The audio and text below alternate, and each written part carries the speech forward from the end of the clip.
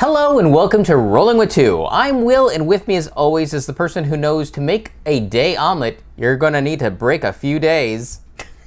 Sarah. And today we're doing a two-player perspective and accessibility for Daybreak. If you're curious about our opinion, check out our other review, Rolling with Reviews, Daybreak. Sarah, tell us a bit about this game. All right. Daybreak is a cooperative game about climate action. Each player controls a world power, deploying policies and technologies to both dismantle the engine of global heating and to build resilient societies that protect people from life-threatening crisis. If the global temperature gets too high, or if too many people from any world power are in crisis, everyone loses. But if you work together to draw down global emissions to net zero, you all win. Okay, Will, so how does the game change for two players? So, first off, there is no bot. There is only the global threat of Nanoman. Otherwise, the game is very specific on which world powers you can use at a two-player play count, as well as the number of trees, which represent the forest, and the number of oceans. There's also bandwidths for the thermometer, and you'll have columns, and you'll play per number of players. So You'll use two columns in a two-player game, one in a one, four in a four, that sort of thing. Yeah. Those are the only changes for two players specifically, is the thermostat, the number of oceans and forests, and which world power you use. Right. And that's actually specific to all player counts. They specify which world powers you use. Yes. Okay, so issues at a two-player count.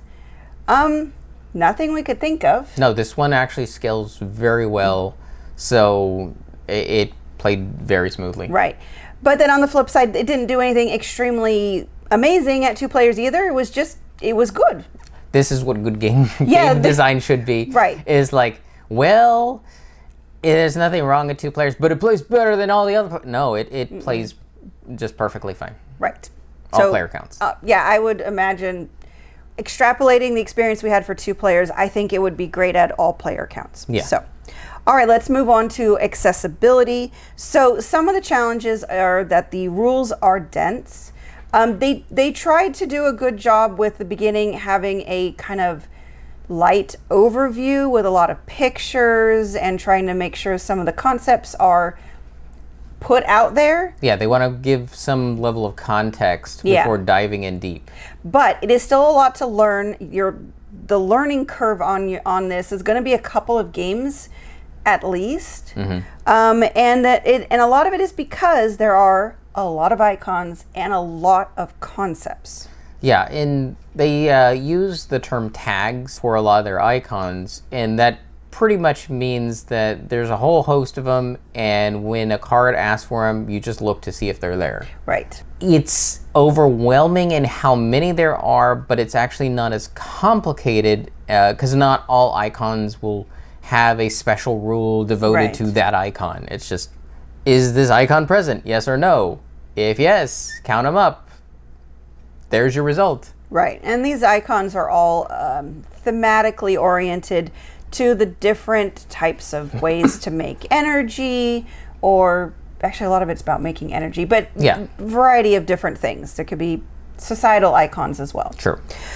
Okay, so that's kind of the challenges to it accessibility-wise, but what it does right, it is all open information, being a co-op game, so if there's anything you don't understand, hopefully someone else at the table can help you. The icons are all unique, so they did a really good job of making them distinct, both in terms of look and color. I think they do relatively well, but I'm glad that they made them uniquely shaped, because there are a few that are similarly colored, especially on the main board.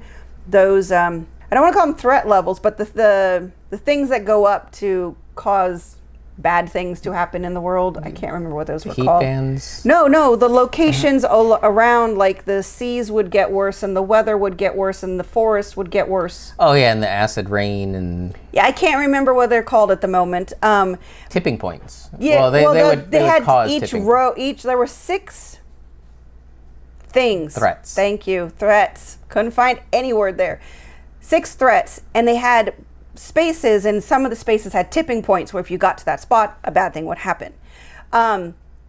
3 of those are a shade of blue, which I kind of get. The world is blue and green for the majority of things. Yeah. And some of those icons are a little difficult to see, but at least they are a different icon on them. Right. And then, of course, to round that up is the graphic design. Everything has a very clean look to it. It's not confusing us to where you can find information, like on each of the cards and those type of things. I think that's everything. All right. So for 2 players, would you recommend? Yes.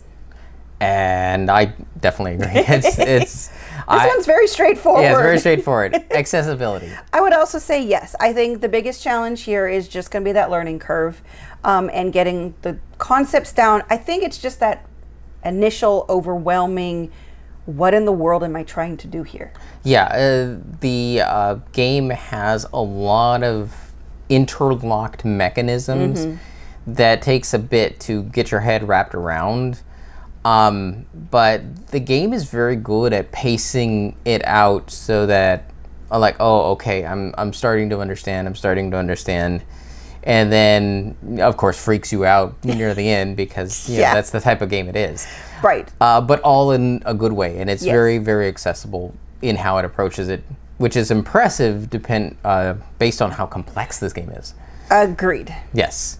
So, yes on that too. All right, that will do it for us. And Sarah, Yes.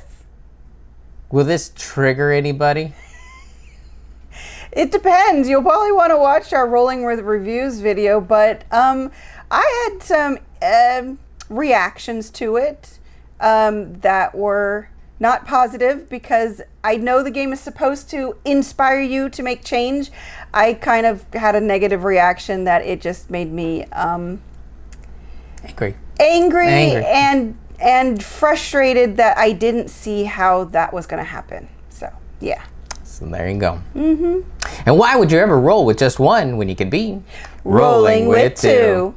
If you have any questions, comments, or concerns, you can reach out to us on the various social media platforms at Rolling with 2, that's TWO. We're on Blue Sky, Facebook, Twitter, and Instagram. For Discord, we have a channel on Tabletop Express. Check the show notes for the invite link. If you have time, check out the other content Nanaman has found for you, because remember, he's rolling with you.